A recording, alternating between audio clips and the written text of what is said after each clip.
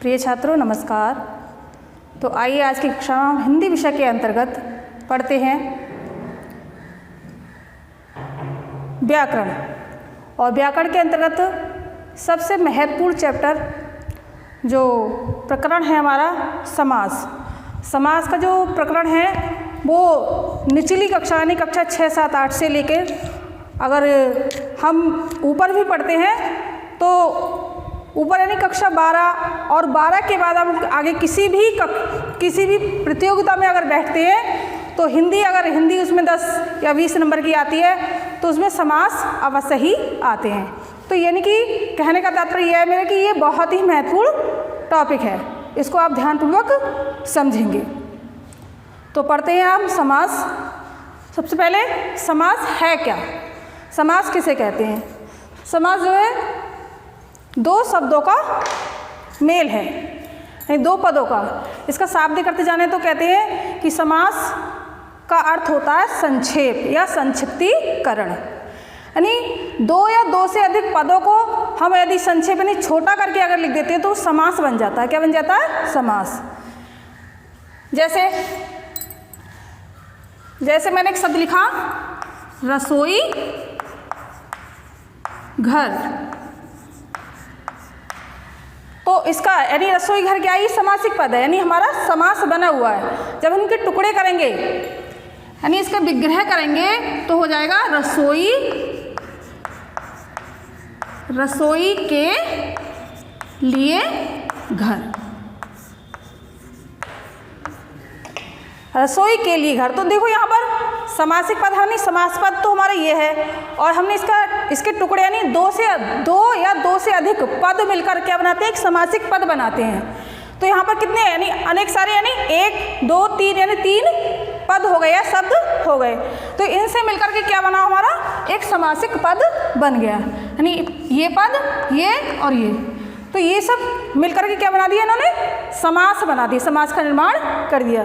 तो इस प्रकार से कह सकते हैं हम कि दो या दो से अधिक पदों से या शब्दों से मिलने पर जो एक नया नवीन पद बनता है या नवीन शब्द बनता है उसको हम समास कहते हैं। तो इस प्रकार से इसमें ये जो पूर्व पद, इसमें पदों की प्रधानता होती है, पूर्व पद और उत्तर पद। या पूर्व पद क्या है और उत्तर पद क्या है? यानी पूर्व मानी होता है पहला और उत्तर मानी होता है बाद का। देखो इसमें समझ लेते हैं कि इसमें पूर्व पद क्या है हमारा? ये रसोई, और उत्तर पद क्या है? घर। तो इसमें रसोई मानी होता है भोजन, रसोई घर में क्या बनता है? भोजन ही बनता है। तो घर में यानी ऐसा कमरा जिसमें भोजन बनाया जाता है। तो यहाँ पर किसको प्रधानता दी जा रही है? इस कमरे को प्रधानता दी जा रही है, इस घर को प्रधानता दी जा रही है। इस कारण से यहाँ पर ये समासिक पद क्या बन गया हमारा? रसोई घर। तो इसका अर्थ हो गया कि जिन पदों को यानी दो या दो से अधिक पदों को हम छोटा करके यानी संक्षेप में लिख लेते हैं उसको हम समास कह सकते हैं।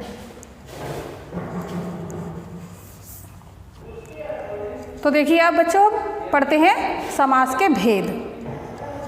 समास कितने प्रकार के होते हैं? समास 6 प्रकार के होते हैं। हिंदी में 6 प्रकार के होते हैं। ये 6 प्रकार है। हमारा पहला है अव्ययीभाव समास, दूसरा है तत्पुरुष समास, तीसरा है कर्मधारय समास, और चौथा है बहुव्रीहि समास, पांचवा द्विगु समास, और छठा है द्वंद्व समास। तो पहला लेते हैं हम। पहला समास अव्ययीभाव समास, यानी इसमें अव्ययीभाव समास में क्या होता है? पूर्व पद क्या होता है? पूर्व पद हो जाता है अव्यय, पूर्व पद अव्यय होता है और वही जो अव्यय पद होता है वही प्रधान होता है। तो इसमें पूर्व पद अव्यय और पहला ही पद प्रधान होता है। दूसरा है तत्पुरुष समास, इसमें उत्तर पद यानी बाद वाला पद प्रधान होता है। तीसरा है कर्मधारय समास। तो कर्मधारय समास में क्या होता है? इसमें विशेषण और विशेष्य, विशेषण का मतलब होता है जो जिसकी विशेषता बताई जाए, और विशेष्य यानी जो संज्ञा शब्द होते हैं, संज्ञा सर्वनाम शब्द होते हैं, उनको हम विशेष्य कहते हैं। कि जिनमें यानी कि जो संज्ञा शब्द होते हैं उनकी विशेषता बताई जाए वो शब्द होते हैं जिनमें विशेषण और विशेष्य का संबंध दिखाया जाता है। अब आगे आता है बहुव्रीहि समास।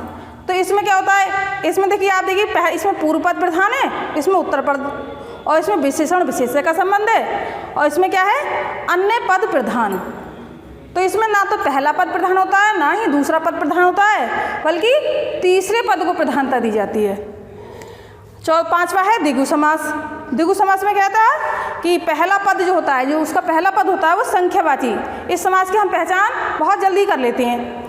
पहला पद संख्यावाची है, यानी संख्या होती है, और जो अंतिम यानी पूरा जो पद होता है वो एक समूह का बोध कराता है, यानी समूह बना लेता है। पहला पद संख्यावाची और संपूर्ण पद क्या करता है, समूह का बोध कराता है। अब आता है द्वंद्व समास। द्वंद्व यानी द्वंद्व का अर्थ होता है जोड़ा। तो इसमें ना तो पहले यानी इसमें तो क्या होता है, दोनों ही पद प्रधान होते हैं, यानी दोनों पदों की ही समान प्रधानता होती है। और जो समासिक पद होता है उसमें योजक चिन्ह लगा होता है, और जब इसकी विग्रह हम करते हैं तो उसमें उस जो योजक चिन्ह होता है उसका और हो जाता है। तो इस प्रकार से ये 6 प्रकार हैं। इनको अब मैं एक एक करके आपको व्याख्या के माध्यम से आपको समझाती हूँ।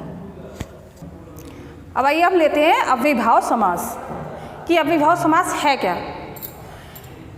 नाम से ही प्रतीत होता है अव्ययीभाव समास, यानी अव्यय।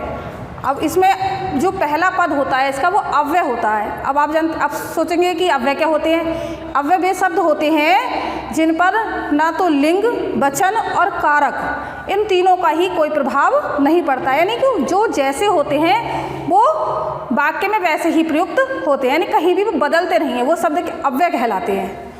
तो इस समास का जो पूर्व पद होता है वो प्रधान भी होता है और अव्यय होता है, तो उसको क्या कहते हैं, हम अव्ययीभाव समास कहते हैं। इसको आप पहचान भी सकते हैं कि जो शब्द उपसर्ग होते हैं उनमें वो उपसर्ग जो होते हैं वही अव्यय होते हैं, तो उनके द्वारा भी हम इसकी पहचान कर सकते हैं। जैसे देखिए प्रत्येक,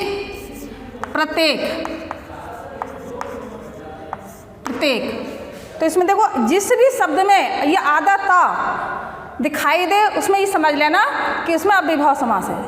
आधा ता जहाँ भी जिस भी शब्द में दिखाई दे उसमें अव्ययीभाव समास हो। जैसे अत्यधिक, इस तरह के जो शब्द आते हैं उनमें अव्ययीभाव समास होता है। प्रत्येक, तो इसके आप विग्रह करते हैं तो हो जाएगा प्रत्येक प्रतिदिन, यानी प्रत्येक दिन।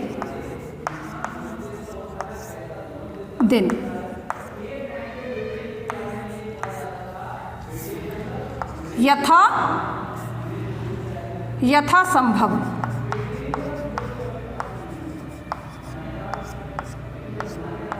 तो इसका में देखो ये जो है हमारा अव्ययी शब्द है, तो जिनमें इस तरह के शब्द दिखाई दे जाए तो वो होता है हमारा अव्ययीभाव समास। यथा संभव यानी यथा संभव। और ले लेते हैं आजन्म, तो इसमें क्या है ये आजन्म में देखिए है उपसर्ग है आ, यानी और ये है जन्म, तो यहाँ पर ये उपसर्ग यानी अव्यय शब्द है ये, तो आ यानी जन्म के अनुसार जन्म आजन्म हो गया। और आमरण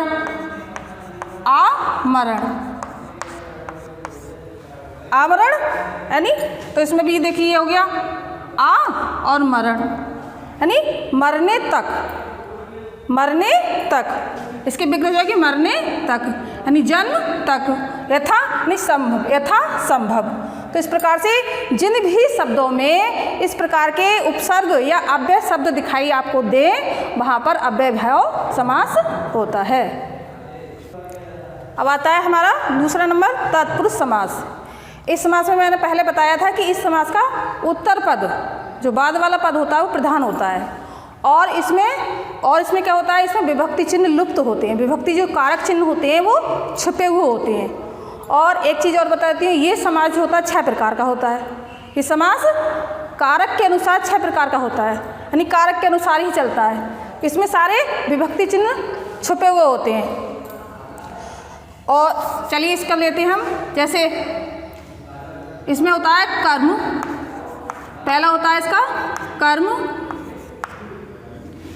करण, संप्रदान,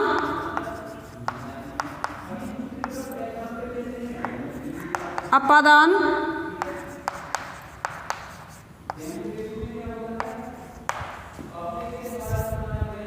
संबंध और छठा होता है अधिकरण।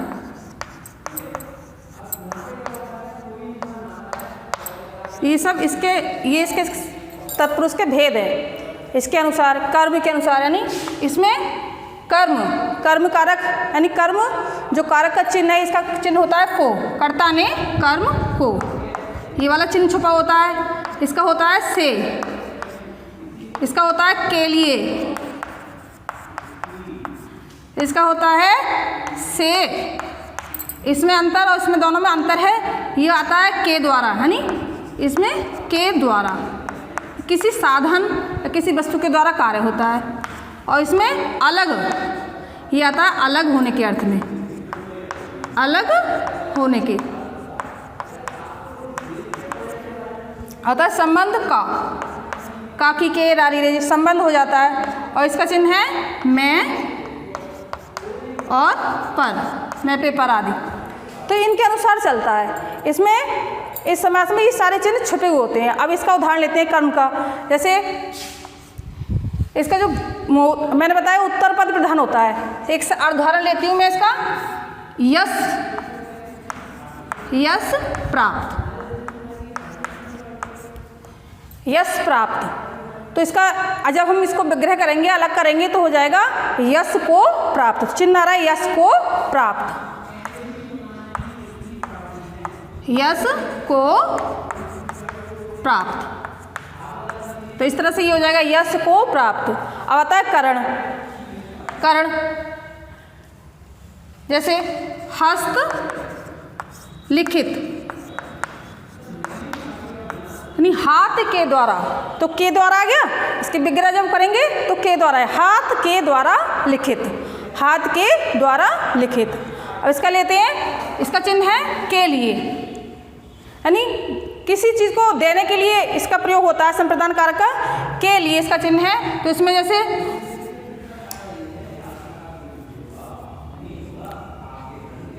संप्रदान कारक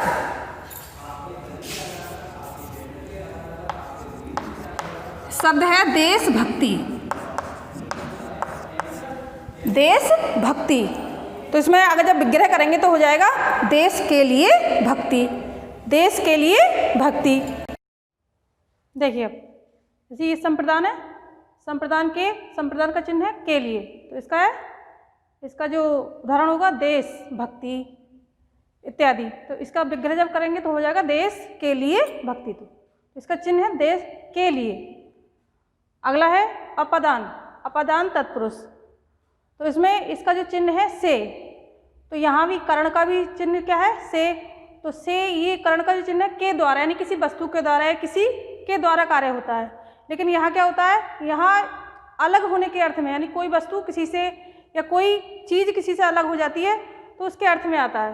तो अपादान तत्पुरुष यहाँ पर हो जाएगा, इसका है जैसे रोग मुक्त।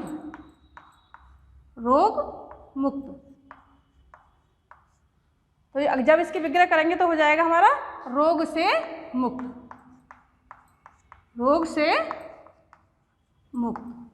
क्या हो गया, रोग से क्या हो गया, मुक्त, यानी अलग हो गया। यानी किसी भी को अलग करने की, किसी भी कोई भी वस्तु अलग होगी तो वहाँ पर अपादान तत्पुरुष होगा। अब आता है पांचवा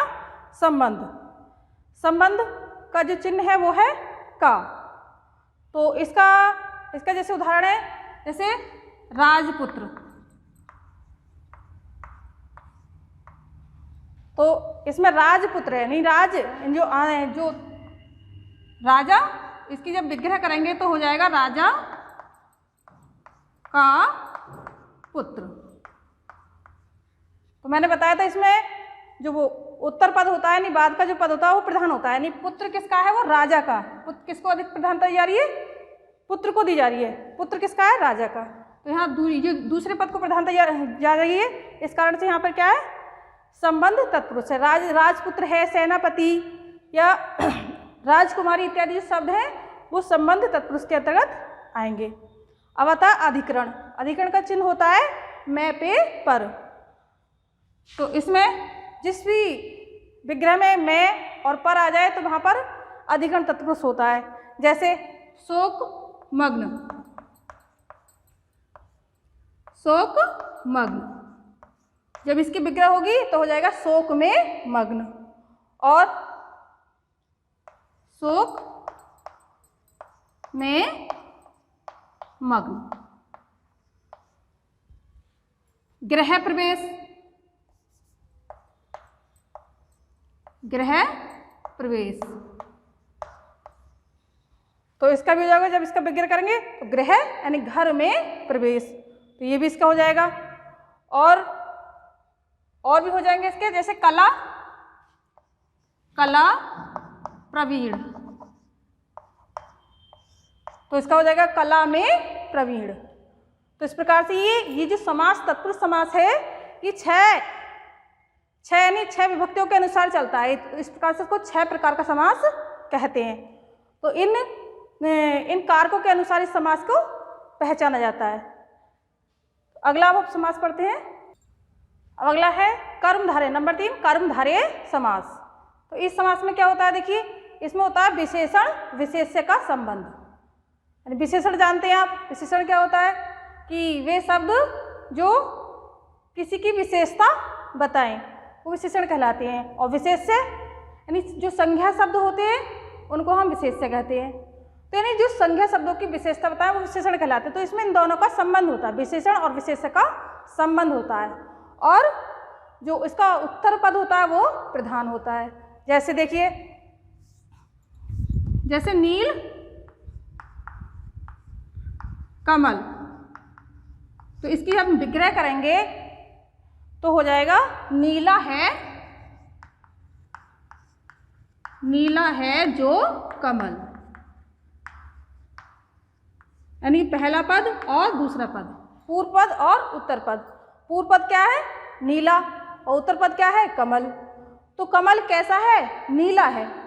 तो कमल की यहाँ पर क्या क्या बताया जा रहा है, कमल की यहाँ पर क्या विशेषता बताई जा रही है। कमल जो है संज्ञा शब्द यानी विशेष्य है, और ये जो है नीला विशेषण पद है। तो इस कारण से यहाँ पर क्या है, कर्मधारय समास है। और ले लीजिए महात्मा, महात्मा महान है जो आत्मा, महान है जो आत्मा। तो यहाँ भी देखिए आत्मा की विशेषता यानी आत्मा क्या है, महान है। और चंद्रमुख,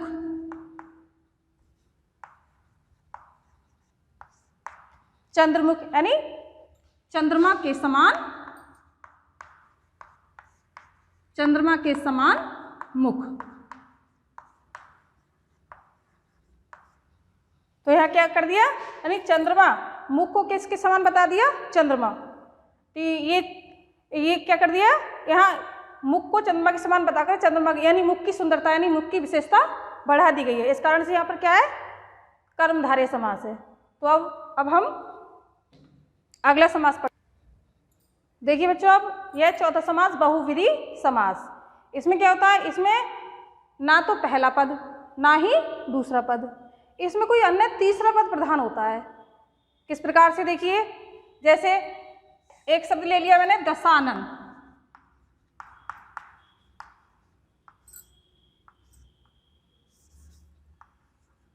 दशानन, दशानन। तो इसमें क्या है, 10, इसकी विग्रह इस प्रकार से होगी, 10 हैं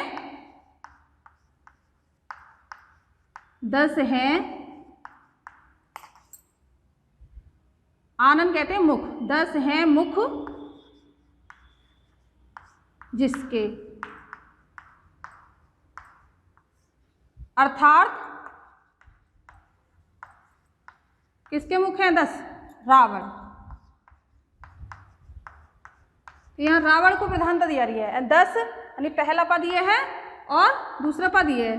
तो इन पदों को प्रधानता देकर किसको प्रधानता दी जा रही है, अन्य तीसरे पद को प्रधानता दी जा रही है। इस कारण से इसमें क्या है, बहुविधि समास है। और ले लें उदाहरण, दशानन, गजानन। तो इसमें भी क्या हो जाएगा, इसमें गज के समान, गज कहते हैं हाथी, गज के समान मुख वाले, मुख वाले अर्थात गणेश जी, गणेश। वीणा, वीणा वादिनी, वीणा को बजाने वाली, वीणा को बजाने वाली अर्थात। तो इसमें क्या होता है, अर्थात शब्द यानी तीसरे पद को, जो अर्थात शब्द होता है वो तीसरे पद को महत्वता देता है, अर्थात सरस्वती।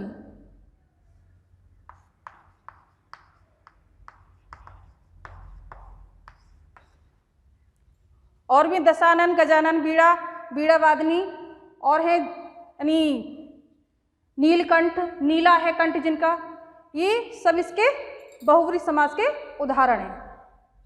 तो अब आइए हम पढ़ते हैं। देखिए पांचवा है द्विगु समास। द्विगु समास में क्या होता है, ये सबसे आसान समास है। इसमें पहला पद क्या होता है, पहला पद होता है संख्यावाची। संख्या से हम संख्या को देखते हैं तो उसे पहचान लेते हैं कि ये द्विगु समास है। पहला पद संख्यावाची तथा संपूर्ण पद जो होता है वो एक समूह का बोध कराता है, यानी एक समूह जैसा बन जाता है। जैसे देखिए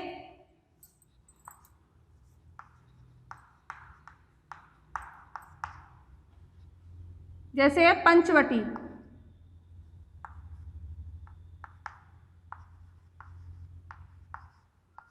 तो इसमें देखिए दिखाई दे रहा है पंच, पंच से पांच की विग्रह जब करेंगे तो हो जाएगा 5 वटों, वट कहते हैं रास्ते, 5 वटों का समूह।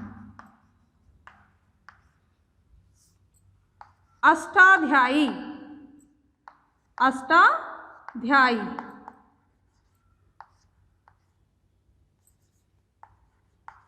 पुस्तक का नाम है अष्टाध्यायी। तो इसकी विग्रह हो जाएगी 8 अध्यायों वाली, 8 अध्यायों वाली, यानी एक देखो यहाँ भी समूह का, यानी 5 वटों का समूह, 8 अध्यायों वाली, यानी एक समूह बना रही है। तो इसमें पहले में भी संख्या आ गई, दूसरे में भी संख्या आ गई।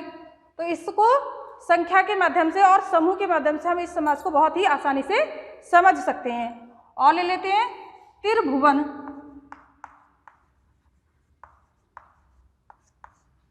इसमें हो जाएगा 3 भुवनों या भवनों का समूह। और भी इसके उदाहरण है जैसे चौराहा, चौमासा इत्यादि। तो ये सब किसके किसके उदाहरण है, ये द्विगु समास के उदाहरण है। इसका पहला पद संख्यावाची और संपूर्ण पद क्या, समूह का बोध कराता है। तो इस प्रकार से हम इस समास को बहुत ही आसानी से समझ सकते हैं। आगे पढ़ते हैं हम अपना छठा समास। छठा समास है द्वंद्व समास। द्वंद्व, द्वंद्व का अर्थ ही देखिए, द्वंद्व का अर्थ होता है जोड़ा, जोड़ा या युग्म। तो इसमें दोनों जोड़े होते हैं और इसका जो तथा इसमें दोनों ही पदों की समान प्रधानता होती है। जिसमें जोड़े होते हैं और दोनों ही पदों की क्या होती है, समानता, यानी दोनों पदों का समान महत्व होता है। और इसमें इसके समासिक पद में योजक चिन्ह लगा हुआ होता है। इसकी पहचान है, योजक चिन्ह लगा हुआ होता है। और विग्रह जब करते हैं हम इसकी, तो इसमें योजक चिन्ह के स्थान पर और लग जाता है। जैसे देखिए जैसे माता पिता,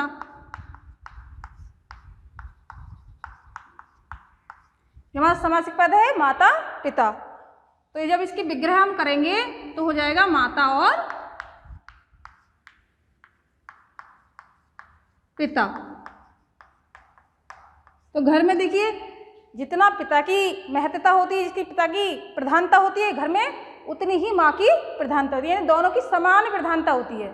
तो इस कारण से क्या है, इसमें द्वंद्व समास है। और इसके उदाहरण देखिए सुख दुख,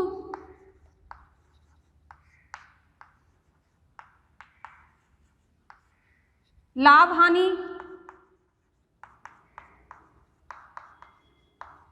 रात दिन,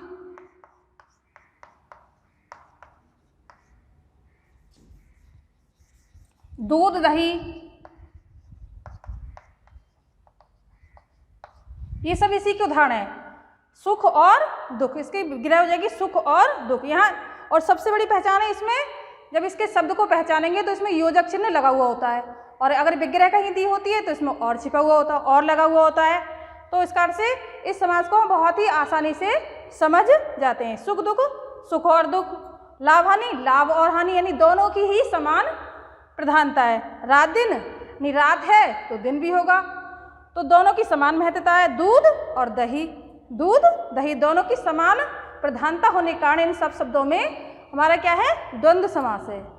तो आज मैंने इन 6 समासों का आपको अध्ययन कराया, समझाया है। आप अपनी पुस्तकों के द्वारा और अच्छे से पढ़ करके इनको समझें और इनका ध्यानपूर्वक अध्ययन करें। आज के लिए बस इतना ही, धन्यवाद।